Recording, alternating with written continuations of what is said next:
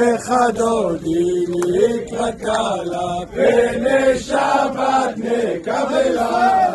לא נבושים ולא נקרבים, אל תשכחי ומלא מבחר, כנסו על יעמי ונגנצה.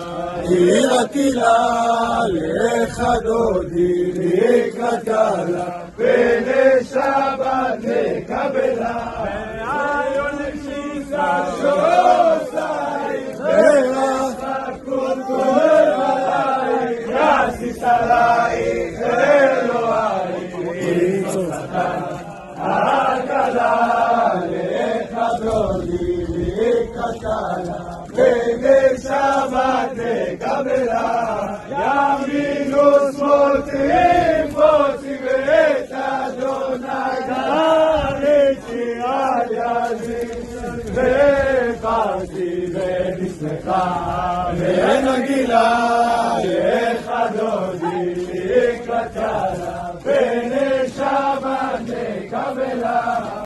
Shalom, meus amigos, muito bem-vindo ao canal Papo Torá. Que esses momentos que nós vamos falar um pouco sobre a Torá possam nos trazer mérito para que os nossos sequestrados na faixa de Gaza sejam libertados prontamente. Assim como esta semana tivemos a boa notícia que uma soldada que estava refém pôde voltar à sua casa, à sua família, em vida, em saúde. Que assim também, pelo mérito do estudo da Torá, de nossas rezas, nossas boas ações, que muito em breve todos os sequestrados voltem para as suas casas. Que possamos nós e todo o povo de Israel voltar à nossa paz, à nossa tranquilidade, e que todos os inimigos do povo de Deus sejam exterminados.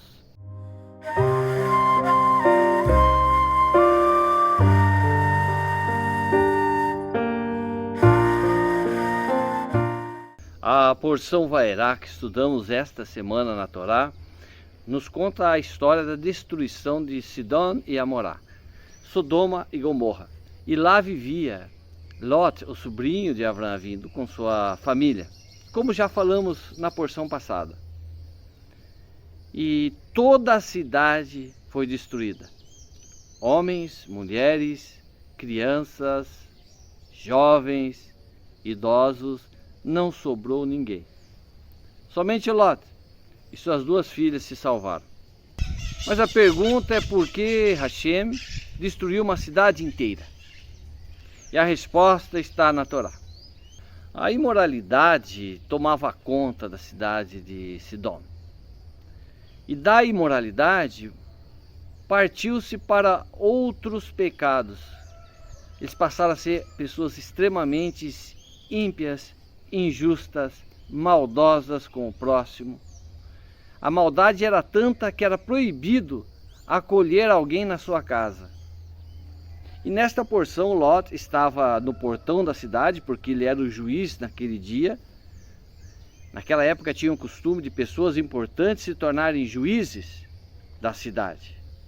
E quando Lot viu os anjos, 2 anjos chegando, os acolheu, porque Lot tinha aprendido com Avraham Avinu a hospitalidade.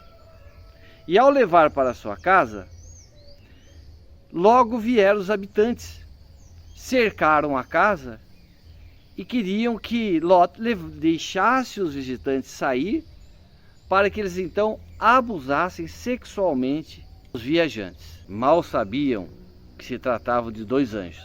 Se pergunta como que toda a cidade ficou sabendo da visita daqueles anjos.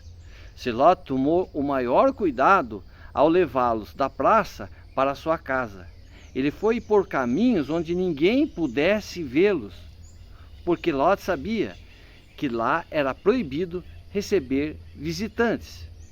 Contra o Midrash, que a mulher de Lot, incomodada com os visitantes, foi até o vizinho emprestar um pouco de sal, pedir um pouco de sal e contar que haviam visitantes na casa dela. Foi por isso que toda a cidade se reuniu em frente à casa dela. E por isso por esta transgressão que ela se transformou numa estátua de sal, como consequência do seu pecado. Convém destacar 2 pontos aqui na Torá. No capítulo 19, Passuk 4, está escrito: antes que se deitassem, os homens da cidade, homens de Sodoma, rodearam a casa, desde o jovem até o velho, todo o povo de todo lado. Eles disseram: onde estão os homens que vieram a ti esta noite? Fazei-os sair para nós e os conheceremos. E na sequência, os anjos então feriram de cegueira todos aqueles homens. E está escrito: e aos homens que estavam na entrada da casa feriram com cegueira, desde o pequeno até o grande. Esse texto demonstra que além de jovens, também tinha adolescentes, também tinham crianças. E toda a cidade estava lá, crianças, adolescentes, jovens, homens, velhos, todos querendo que aqueles visitantes, que eram anjos, saíssem para fora, para que eles pudessem abusar. Aí nós vemos o nível de imoralidade que tinha a cidade de Sidom. Foi essa imoralidade que os levou a perder o senso de justiça. E como consequência, toda a cidade foi destruída. Se fosse nos dias de hoje, seria tido como o grande genocídio, a extinção de uma cidade, de um povo, por culpa dos seus pecados. Foi uma tragédia nacional, um povo que mereceu a sua destruição. Por fim, quero destacar um outro ponto muito importante, que foi justamente quando Hashem pediu a Avraham Avinu que levasse o seu filho em sacrifício, chamado Akedah Yitzhak. E diz a Torá que Avraham acordou cedo, não se demorou para cumprir a ordem de Deus e se dirigiu então, junto com seus servos, até o monte onde seria feito o sacrifício.